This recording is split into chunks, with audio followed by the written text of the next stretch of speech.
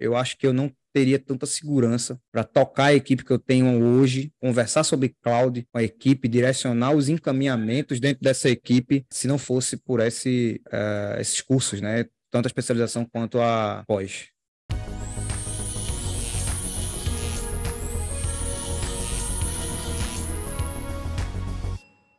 Opa, seja muito bem-vindo a mais um podcast Bora para Cloud. Nesse podcast a gente fala tudo ou quase tudo que você precisa saber para usar a computação em nuvem do jeito certo. E hoje eu vou bater um papo com o Ricardo. O Ricardo vai contar aí para a gente como foi a trajetória dele para a nuvem e como ele está usando hoje no dia a dia dele. Beleza, Ricardo? Tudo certo?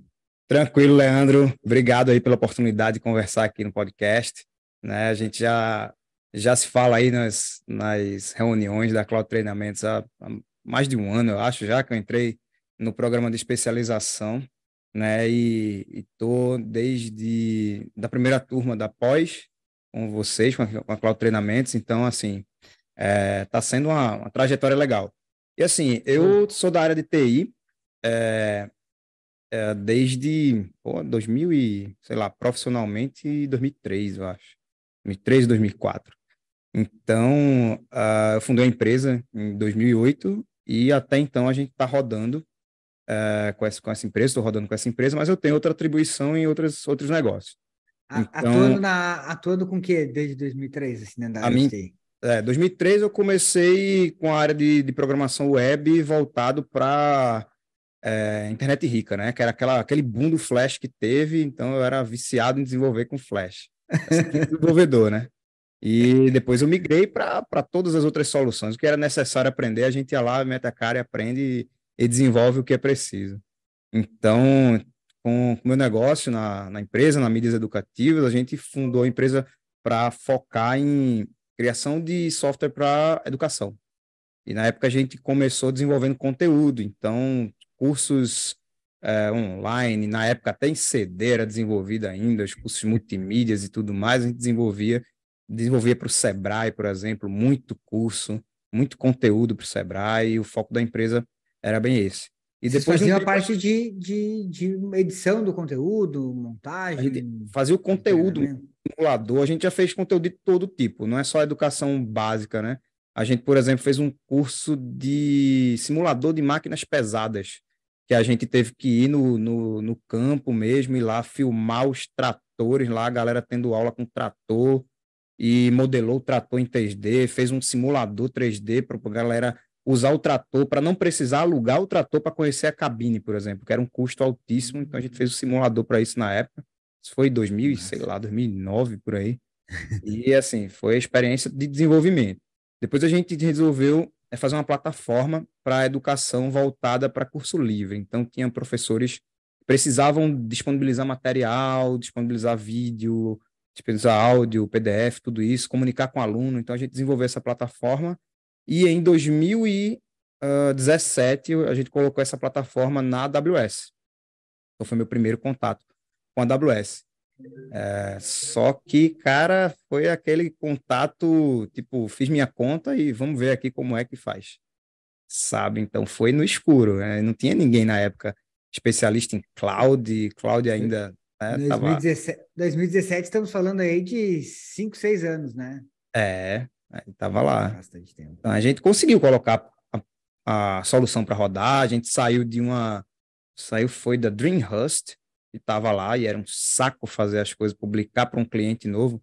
Né? Sempre que entrava um cliente novo, a gente tinha que criar uma implantação para ele com um subdomínio. Então, na Dreamhost isso era bem chato de fazer lá.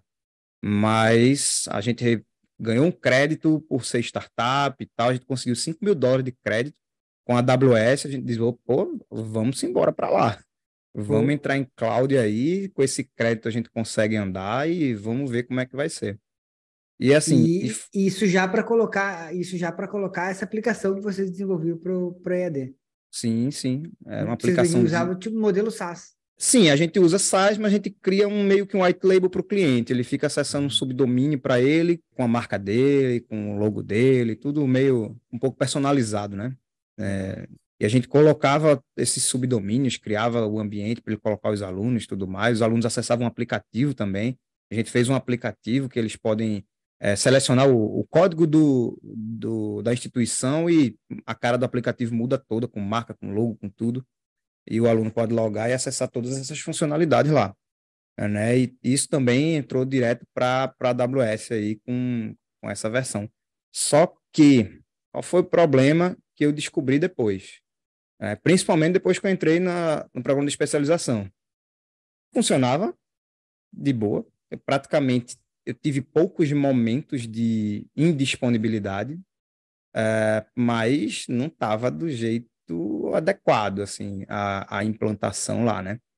E a entrada no programa me fez repensar muita coisa de como essa plataforma tá implementada também, né? Não só publicada, né? Não só a infraestrutura lá, mas como a gente desenvolveu. Porque conhecendo essa parte de cloud, a gente consegue direcionar bem uma equipe, né? Então, como eu fico mais numa parte de gestão, eu sou desenvolvedor, eu gosto de desenvolver, a parte que eu mais gosto, na verdade. Eu gosto de desenvolver, mas eu fico muito na gestão do time. Então, eu fico lá colado com o time de desenvolvimento, boto a mão no código muitas vezes, mas meu foco é olhar para frente, olhar a arquitetura, fazer a coisa funcionar do melhor jeito e guiar essa equipe, né? Então, quando a gente esbarrava em problemas do tipo, pô, vamos botar aqui, qual é a instância que a gente vai usar? Vou botar aqui a implantação. O que é instância, né? A primeira coisa que vem na cabeça, sei lá o que é instância, né? Quando a gente começou lá em 2017. E a gente foi seguindo alguns tutoriais da própria AWS e a coisa entrou, né? Entrou lá em instâncias tipo T, né? A gente colocou lá e o primeiro ponto que deu uma indisponibilidade foi acabou o crédito de CPU. A instância Isso tipo lá T, no, isso é, lá no começo. lá no começo, lá no começo. Ô, Ricardo, mas me diz uma coisa, o que fez vocês mudar do provedor que vocês estavam para a AWS lá em 2017 já? Primeiro que quando a gente fez o piloto lá para testar na AWS, a gente viu que tinha uma possibilidade de automação muito grande para publicar para um cliente novo. Então, lá quando a gente estava, tinha um esforço relativamente grande, tá? Bem manual. Eu não tinha flexibilidade, não tinha acesso ao servidor como a gente tem com a AWS. Uhum. Então, tá lá no Dreamhost, você acessa aquele FTP, até acessa com SSH, você não tem permissão de administrador, se tiver uma coisa mais elaborada para fazer, você não consegue. Então, assim, isso foi uma das variáveis, né? Claro que receber um crédito de US$ 5.000 para testar na AWS também, pô, Ajuda. eu tô com medo de testar esse negócio, eu sei lá quanto é que vai vir minha conta, e aí com esse crédito você acaba ficando um pouco mais tranquilo, um pouco mais seguro, né? A AWS tem alguns programas de crédito, né? Começa com aquele de US$ 300, você pode fazer, mas se você for startup, você pode conseguir um de 1.000, dependendo se você for uma startup investida, pode conseguir de 5 a 10 mil. Então, assim, a gente conseguiu e a gente seguiu, viu que tinha essas vantagens, disse, ó, funcionou aqui, a gente consegue fazer tudo que a gente quer aqui no servidor, a gente tem acesso full aqui na coisa toda. O custo que a gente viu do, da AWS, né, olhando pela calculadora, fazendo toda aquela avaliação inicial, não era um absurdo para o que a gente precisava, então ficava muito bem dentro da possibilidade lá do projeto, então a gente resolveu migrar tudo. E assim, quando a gente migrou, cara, um script de automação que eu acesso lá o server e um clique eu tenho um cliente implantado em, sei lá, 30 segundos, eu acho, não sei. E eu fiz isso, eu cheguei a fazer isso numa reunião. Tava com a reunião na empresa, estava tudo presencial ainda. Veio um cliente para conhecer a plataforma e eu não participava, geralmente o pessoal Uhum. mais comercial, né? No caso, Laís, minha sócia, que fazia essas apresentações geralmente. E às vezes eu entrava na reunião e dizia, ó, Ricardo, mostra aqui a plataforma da gente e tal.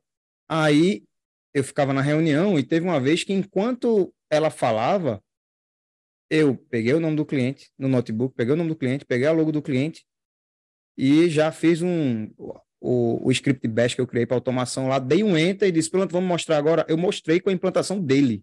Então isso foi dentro da reunião, o cara ficou impressionadíssimo, né? Ele abriu o aplicativo com tudo funcionando. Então, essa liberdade de você criar essas automações, ter esse controle, é muito maior, né? Pelo menos para a experiência que eu tinha antes, nem se compara, né? E isso eu estou falando em 2017, 2018, que eu não tinha essa visão e experiência que eu tenho hoje. Então, hoje eu sei que dá para fazer muito mais coisa, né? Show. E aí, de 2017 para agora, o que mudou aí no ambiente de vocês? Como é que foi esse processo aí? Vamos lá, Porque uma coisa que eu falo bastante, sim, porque é um processo, né? Cláudio, é um processo de melhoria contínua. O cara tá sempre. sempre olhando para aquele ambiente, pensando como melhorar e tal. Como foi para vocês esse processo? Teve um processo de descoberta no começo que eu falei, né? Que a gente não tinha experiência, não conseguia ver as melhores práticas e tal. Algumas coisas a gente foi aprendendo com as pancadas que levou, mas uma das coisas assim um ponto forte de virada foi quando eu decidi fazer o programa de especialização. Eu fiz, pô, eu tô sabendo fazer, eu sei o que eu tô fazendo aqui, mas será que eu tô fazendo do melhor jeito? Deixa eu tentar entender aqui como é que a galera faz isso do melhor jeito. Aí eu resolvi entrar no programa. Foi ano passado, acho que eu entrei em julho, não sei. E depois que eu entrei no programa, eu vi que muita coisa podia ser melhorada, né? Até na parte de segurança. A gente já tinha passado por um pentest, né? A gente fez um pentest, um teste de penetração na infraestrutura e estava tudo maravilha, mas mesmo assim eu sabia que tinha boas práticas que eu precisava atuar. E nem sempre só de segurança. Por exemplo, eu lhe digo seguramente que com algumas mudanças que eu fiz nas classes de armazenamento do S3, eu consegui derrubar meu custo de S3 em uns, sei lá, 30%. Então, aqueles arquivos que estavam lá, ninguém mexia há meses, porque tem um cliente que tem vários anos, então ele bota um arquivo de 2020 e está lá até hoje. Ninguém acessa. Yes. Então, com as configurações lá que a gente vê da parte de classe de armazenamento, por exemplo, diz, ó, depois de 30 dias, muda a classe para uma classe mais barata. Depois de 3 meses, muda a classe para outra classe mais barata. Então, hoje eu consigo derrubar esse custo bastante, assim. E não me preocupando tanto com limitação de espaço, né, que eu teria lá no meu outro provedor. Não dá para ficar infinito, não dá para ficar empurrando arquivos gigantes lá, que também tem essas limitações, né? Então, esse é um ponto. Outro ponto foi segurança. Então, questões de credencial, acesso a recursos com credencial. Primeiro teste que você faz, você cria uma credencial que cara, Deus na sua conta, né? Um perigo enorme. Então, todas essas credenciais que tinham muita permissão elas foram revogadas e a gente mudou para uma melhoria que é não usar credencial. É usar role lá na instância, né? Passar via role e não ter credencial É. para acessar os Isso recursos. aí, Então, isso aí, cara, isso aí é muito louco, né? Porque tem empresa grande que usa ainda e usa com permissão de de root, né? admin, de De root, root. permissão de admin, É. acessa tudo. E hoje, assim, tem muito problema de invasão a contas e por esse tipo de problema, né? Já vi problema de vazar credencial de SS, aí sair mandando spam para todo mundo, credencial de bucket, então, credencial de root mesmo, com acesso total. Então, essa virada aí de não usar credenciais para usar as rules, pô, dá uma baita diferença em termos de segurança. É. E assim, fora isso, integração entre os serviços com outros serviços da AWS, tem uma coisa que acaba despertando, assim, você aprende a buscar mais, sabe? Mesmo que seja um serviço, e aquele serviço que é pouquíssimo usado, né? Se comparado, por exemplo, a S2 e S3, a gente sabe que é carro-chefe. Mas tem outros serviços que eu poderia utilizar que eu não conhecia, mas que eu digo, pô, vou dar uma olhada na documentação, já sei como olha a documentação, já sei como olha a precificação, achei que eu posso olhar lá e olhar para ver como é que tem um free tier para testar isso aqui.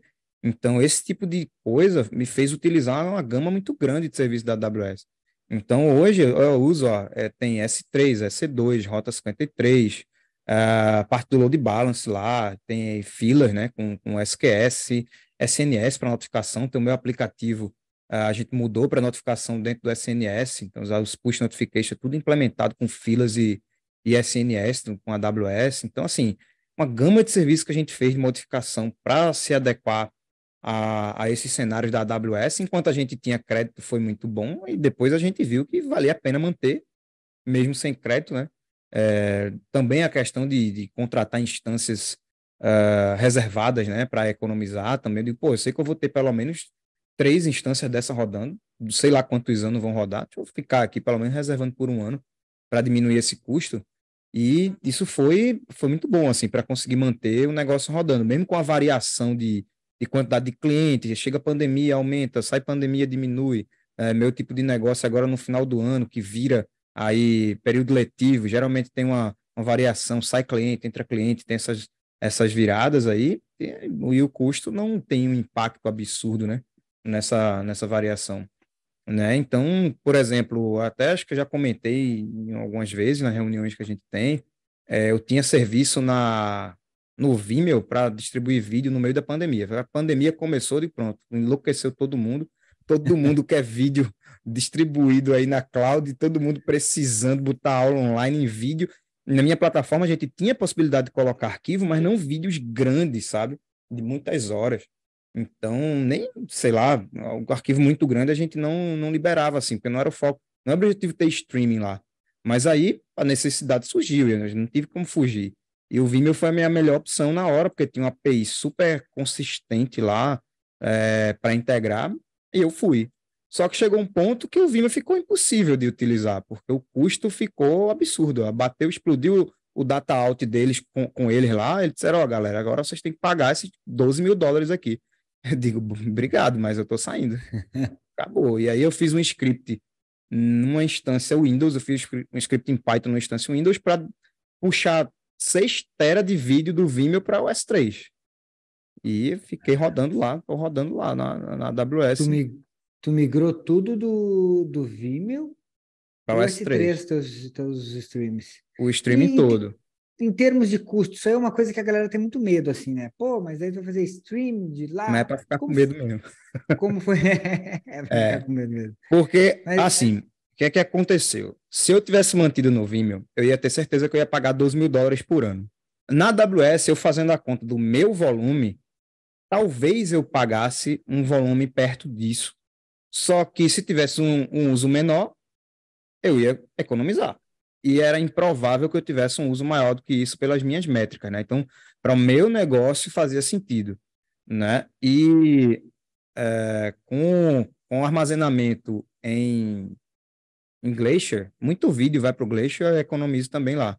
E eu também consegui um desconto no data out lá do CloudFront, né? Porque o data out não é pelo S3, é mais sim, caro. tu jogou um Então, eu CloudFront consegui da um frente. desconto nesse data out e reduzir 70%, talvez mais de 70% no custo por giga. Então, para mim, valeu a pena, sabe? Mesmo não tendo um negócio tão elaborado, valeu a pena.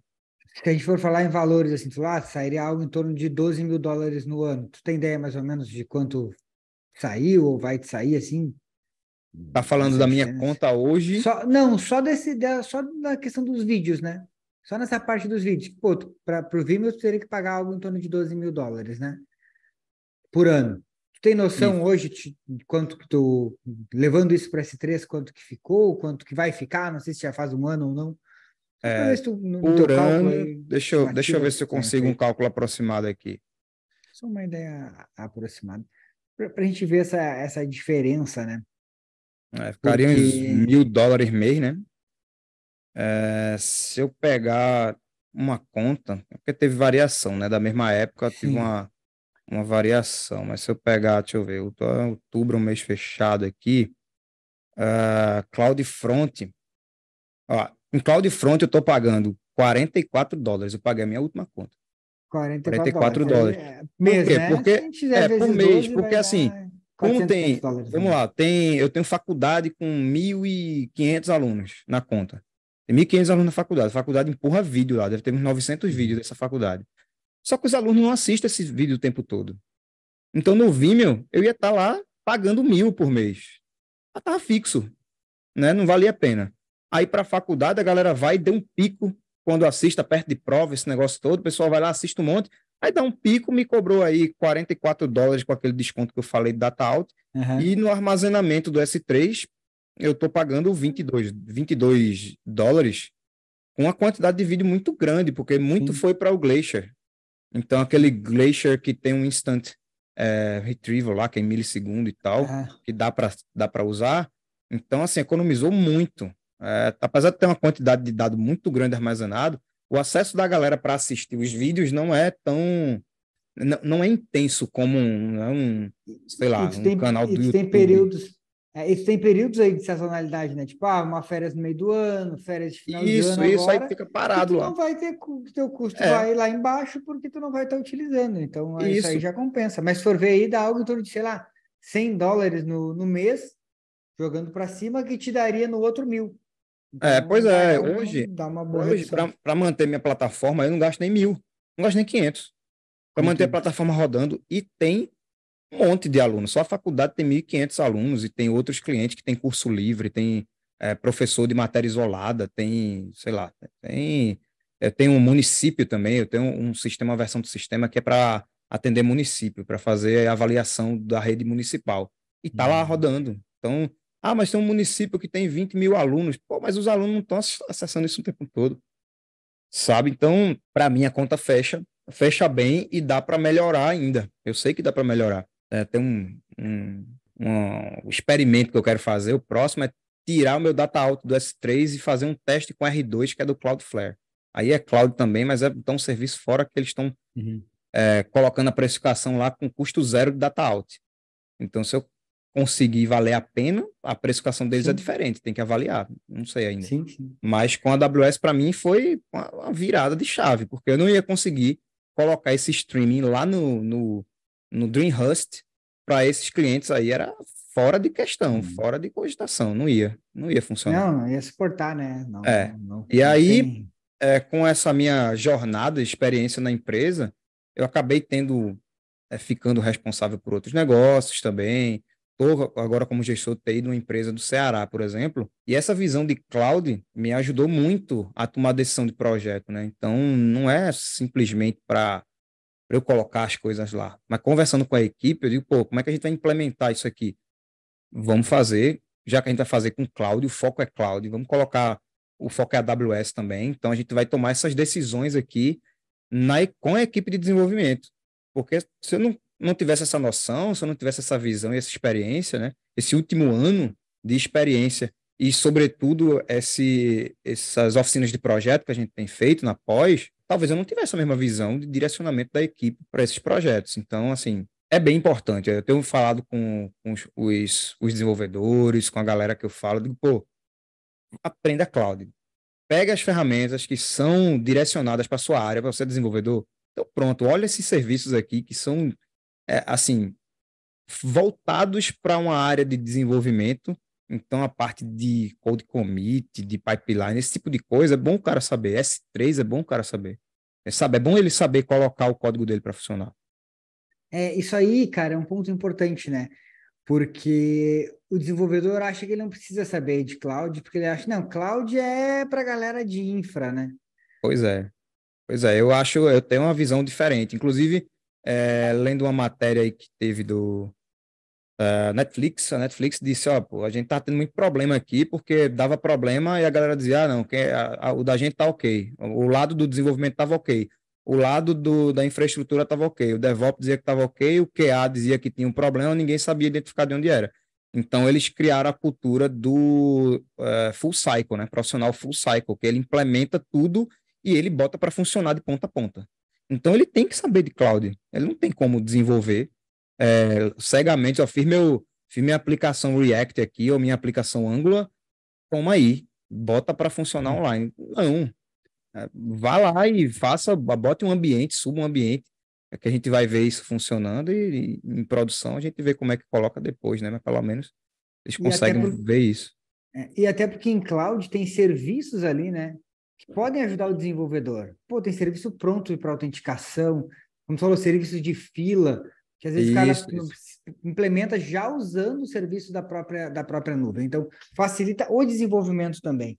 Isso. Então, é bem isso aí que tu falou. Eu acho que é uma coisa que tem que estar tanto para o cara de desenvolvimento quanto para o cara de infraestrutura. É, Ô, Ricardo, tu falou que tu tá também, além de tocar o teu negócio, tu tá aí de gestor de uma outra empresa. essa empresa já está usando o cloud? Qual é ou está no processo? Como é que está? Então, eu fui chamado, né? Eu fui convidado para fazer parte da equipe. Na verdade, para construir a área de TI da empresa. A empresa Muda Meu Mundo. A gente tem um foco de conectar pequenos agricultores rurais com as grandes redes de varejo. Então, a gente começou no Ceará e expandiu para São Paulo. E era tudo feito de uma forma em planilha. Então, a equipe que estava antes da gente era uma equipe que estava rodando lá o piloto no Ceará, uma equipe super desenrolada, a galera conseguiu fazer praticamente um sistema utilizando planilhas, só que precisava expandir. Então, para expandir, a direção resolveu criar um braço de tecnologia e a gente está desenvolvendo o sistema todo do zero para dentro da Muda Meu Mundo para suportar essa operação. Então, assim, já começou com cloud. Então, é muito bom.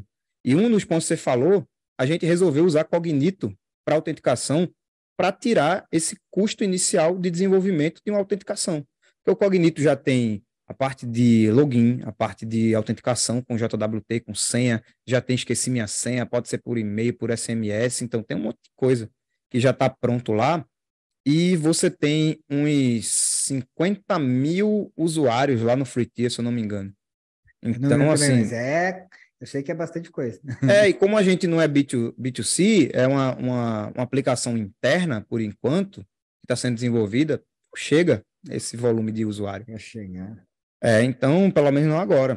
Sim. Então, assim, essas tomadas de decisão na Muda Meu Mundo agora, para a cloud, está sendo muito voltada para qualidade da infraestrutura, entrega do resultado da disponibilidade. Então, a gente está preocupado com essa disponibilidade do sistema, até porque é um sistema que agora a gente lançou uma feature de nota fiscal, então não pode ter downtime, a galera tem que lançar nota fiscal todos os dias para funcionar, né, para a operação funcionar plenamente.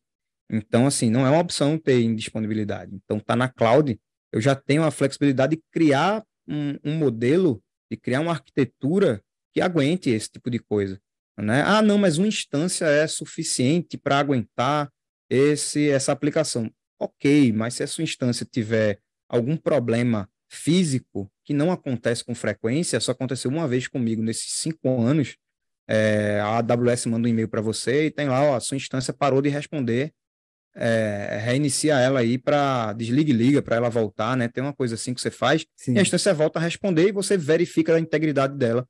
Mas se você estiver usando uma coisa mais automática, ela morre, o autoscaling levanta a outra e a vida que segue, né? Então, assim, começar com cloud eu acho que foi muito importante para o ponto que a gente está agora na Muda Meu Mundo. Show.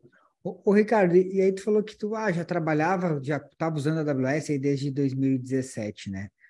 E o que te motivou no ano passado tu começar o programa de especialização e a pós-graduação em cloud, assim?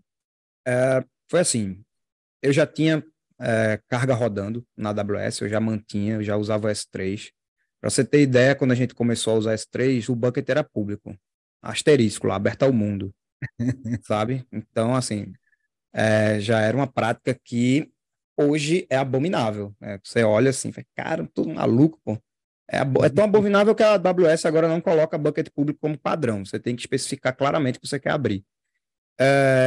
Então, assim, quando eu via as coisas que estavam erradas, eu pensei, pô, eu sei que eu consigo fazer as coisas, mas nem sempre eu sei que as coisas estão erradas, apesar de funcionar.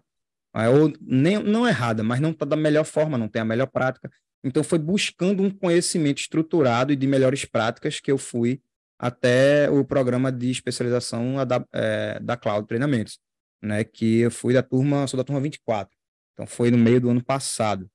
E após isso, quando vocês anunciaram a especialização, eu fui para a reunião, né, que a gente teve, eu ouvi e a ideia da oficina de projetos me fez virar a chave e tomar a decisão real, assim, foi um dos pontos principais, porque assim, eu tenho graduação, minha graduação é em engenharia de computação, meu mestrado é em engenharia de sistemas, eu dei aula na própria UPE aqui, onde eu me formei, né, como convidado para a pós-graduação lá.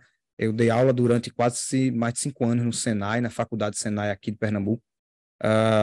mas eu vi que a especialização da Cloud Treinamento ia trazer uma prática muito mais intensa, né, que eu estava precisando, que eu valorizo muito, inclusive com a oficina, e outros conteúdos, por exemplo, a parte de LGPD é importantíssimo para todo mundo que está trabalhando agora com tecnologia e mesmo que não seja tecnologia, né, a parte de gestão da empresa, a parte de LGPD que tem lá a disciplina, eu achei interessantíssimo.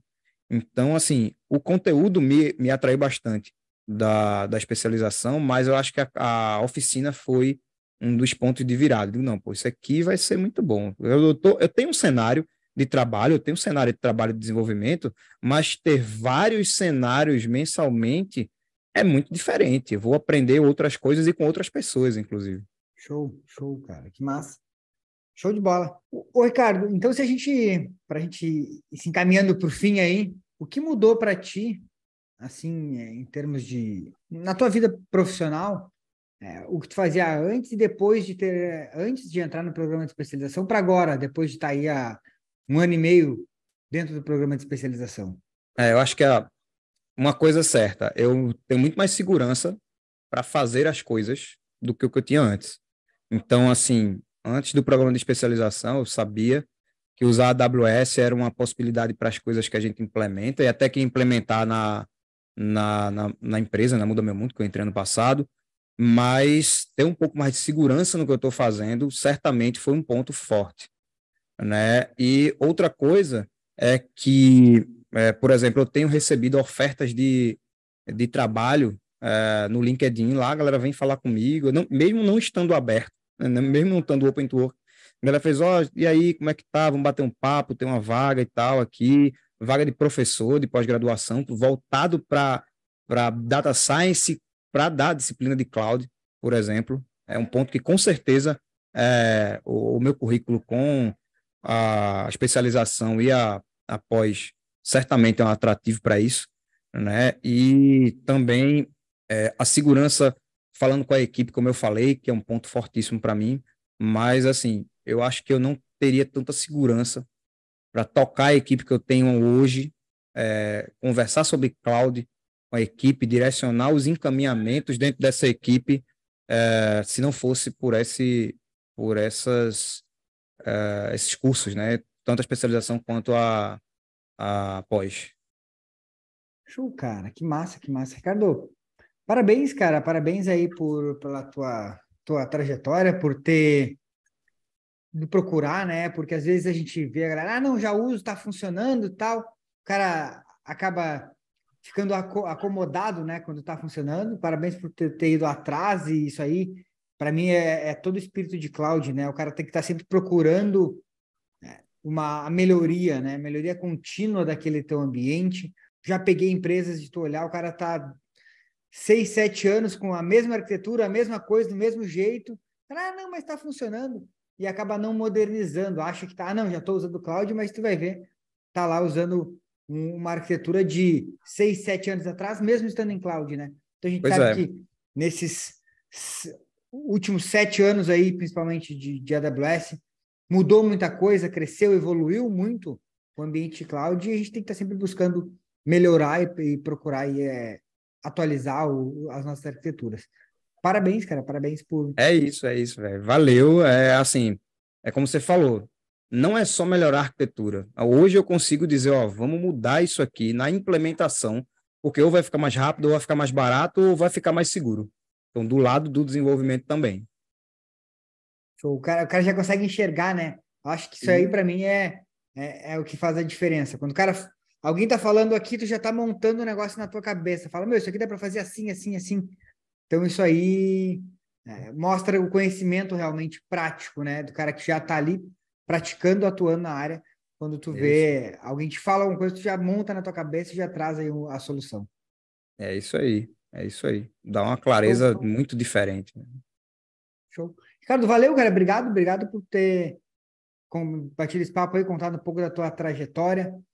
E parabéns por tudo que tu aplicou. Fico muito feliz aí em ter poder contribuir, né, um pouco com essa tua melhoria dos teus ambientes aí. Valeu. Valeu, Leandro. Eu que agradeço. Valeu. galera aí também da Cloud Treinamentos, eu sei que tem uma equipe grande aí dando suporte por trás. Obrigadão, galera. Show de Valeu. bola. Bom, esse foi mais um podcast Bora para Cloud. Esse podcast vai estar disponível aí nas principais plataformas de podcast, também no nosso canal no YouTube, youtube.com/cloud treinamentos. Quem quiser, além de ouvir, assistir o vídeo. Fechou? Valeu e até a próxima.